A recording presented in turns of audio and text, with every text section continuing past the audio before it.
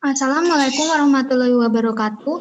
Saya Medina Rahmadianti dari jurusan Hubungan Internasional Universitas Jember dari kelas Etnopolitik A3 akan memaparkan tentang dinamika dalam konflik etnopolitik.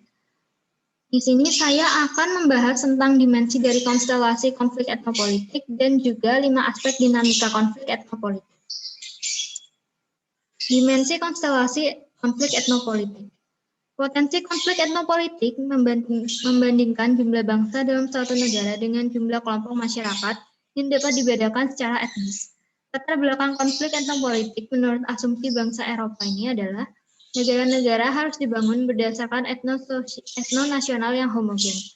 Dengan pendekatan ini, hanya sebagian negara yang berhasil untuk membangun hubungan antar etnis dan meminimalisir terjadinya konflik antar etnis.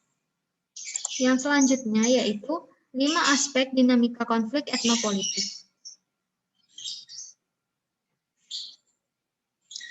Yang pertama yaitu para pihak dalam konflik.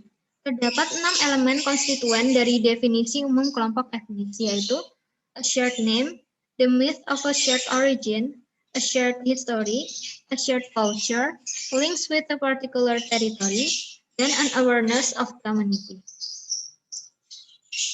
Lalu yang selanjutnya adalah konstelasi penting pembentukan kelompok etnopolitik.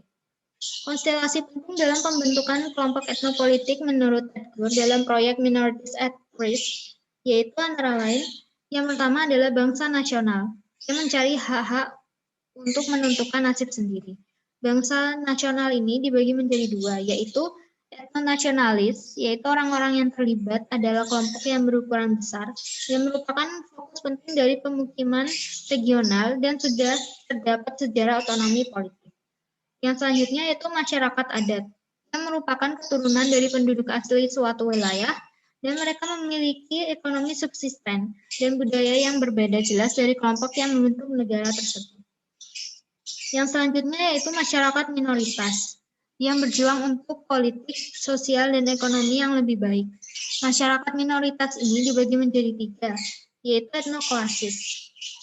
Kelompok sosial budaya yang pada umumnya memiliki status sosial yang rendah dan menampilkan karakteristik etnis yang menandai mereka sebagai imigran. Yang kedua yaitu sekte militan, adalah kelompok yang melawan agama yang dominan di suatu negara. Yang selanjutnya yaitu pesaing komunal. Istilah ini menggambarkan kelompok yang memiliki identitas etnis yang jelas dalam masyarakat yang heterogen dan bersaing untuk mendapatkan pengaruh dalam pemerintahan.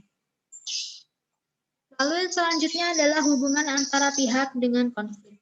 Dalam hubungan ini, Dieterich mengusulkan perbedaan antara 3 konstelasi konflik etnopolitik.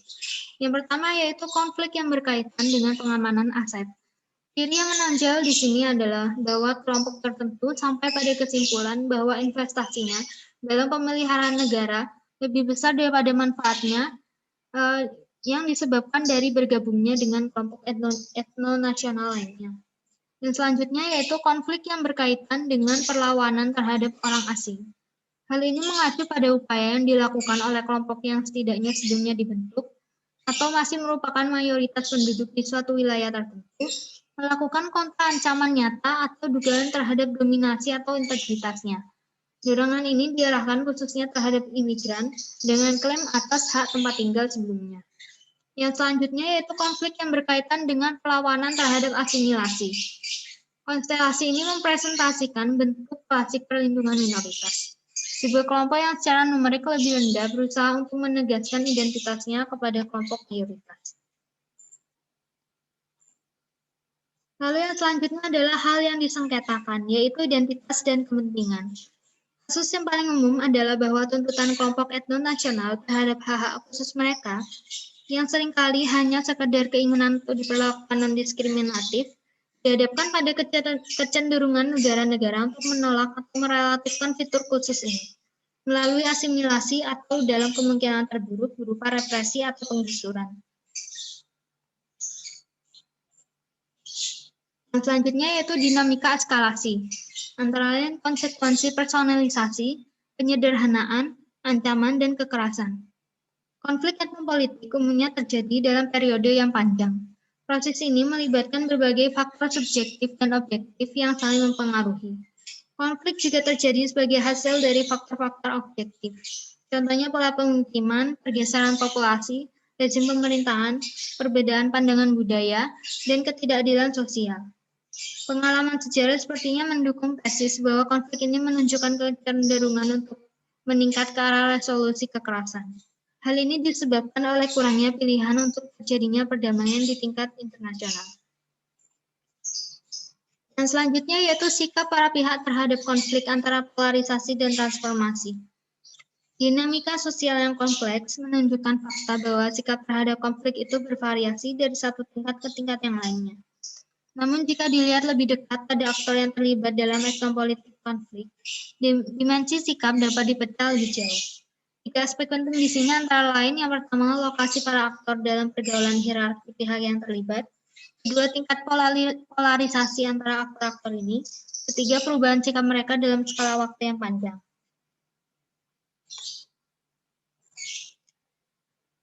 Lalu kesimpulan. Hal yang dapat disimpulkan dari pembahasan di atas adalah kelompok etnis berkumpul sebagai komunitas dengan takdir bersama.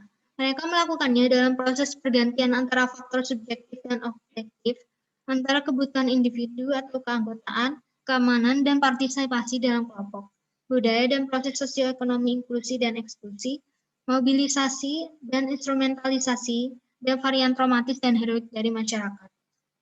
Kebanyakan konflik etnopolitik ini bersifat asimetris dan akibatnya bersifat memihak dan tampaknya yang lebih kuat pada awalnya cenderung menunda perlakuan terbuka atau komprehensif atas konflik sehingga menimbulkan efek kontraproduktif. Yang selanjutnya, sengketa etnopolitik ini umumnya melibatkan konflik identitas dan konflik kepentingan. Bahaya dari eskalasi dalam kasus ketegangan etnopolitik dan kesulitan yang terlibat dalam upaya intervensi damai pada tingkat tinggi, terutama dalam kasus konflik yang dilakukan dengan kekerasan, memerlukan adanya diplomasi preventif. Sekian presentasi dari saya. Mohon maaf apabila ada salah kata dan perbuatan. Wassalamualaikum warahmatullahi wabarakatuh.